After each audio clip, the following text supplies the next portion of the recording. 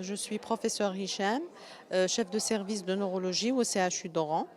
En fait, dans la sclérose en plaques, il n'y a pas de cause-effet, c'est-à-dire qu'il y a des facteurs de prédisposition à cette maladie, des facteurs de risque. Il y a les facteurs environnementaux. Nous avons la notion de vaccination à la Epstein-Barr qui a été incriminée, la carence en vitamine D,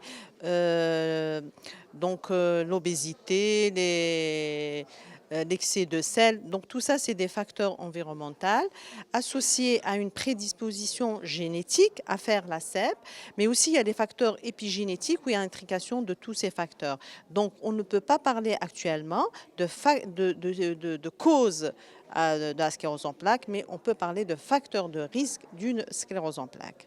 Donc les principaux symptômes de cette affection, c'est que la sclérose en plaques est une affection inflammatoire du système nerveux central qui touche la substance blanche. Donc les symptômes peuvent être très variés. Ça peut être des troubles visuels, ça peut être des troubles moteurs, des troubles de la sensibilité, des troubles urinaires, des troubles de l'équilibre, des vertiges. Donc les symptômes sont vraiment très variés. Ils peuvent être tous présents, comme on peut avoir quelques symptômes. Le caractère le plus important de ces symptômes, c'est qu'ils sont intermittents. Donc, ils peuvent régresser rapidement, ils peuvent durer quelques jours.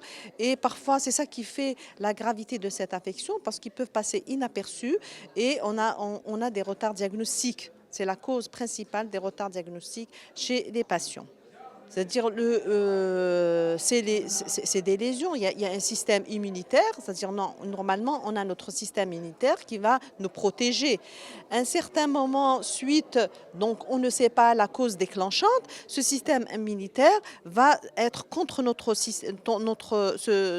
corps, donc il va s'attaquer à la substance blanche qui entoure en fait les axones des neurones au niveau du cerveau. Donc aujourd'hui, quand même, on a assez de thérapeutiques. On a les traitements de moyenne efficacité qu'on avait depuis 2004 qui sont introduits en Algérie. Donc d'ailleurs, ces traitements sont au niveau des officines et on a des traitements innovants qui sont à utilisation hospitalière, c'est-à-dire le malade il doit être hospitalisé pour l'avoir. Ils sont pris en charge soit par la sécurité sociale, mais pour les traitements qui sont à usage hospitalier, ils sont pris en charge par l'hôpital, là où ils sont suivis les patients. Donc on a quand même assez de thérapeutiques pour traiter actuellement la sclérose en plaques. Donc le message à passer aux patients, c'est que il faut devant tout symptôme inhabituel, il faut consulter, soit parce que parfois on n'a pas l'accès directement au neurologue, il faut passer par le médecin soit généraliste ou encore le médecin interniste, c'est-à-dire le médecin de là où vous habitez, et c'est au médecin de vous orienter vers le neurologue. Donc c'est pour faire le diagnostic précoce, parce que le problème de cette maladie, c'est de faire un diagnostic précoce et de ce fait un traitement précoce, et ça permet que le patient reste stable pendant des années. Donc c'est très important ces deux paramètres.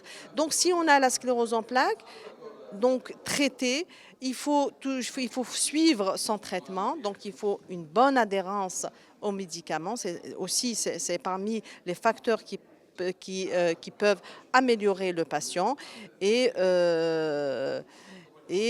Pour les aidants aussi, on doit avoir il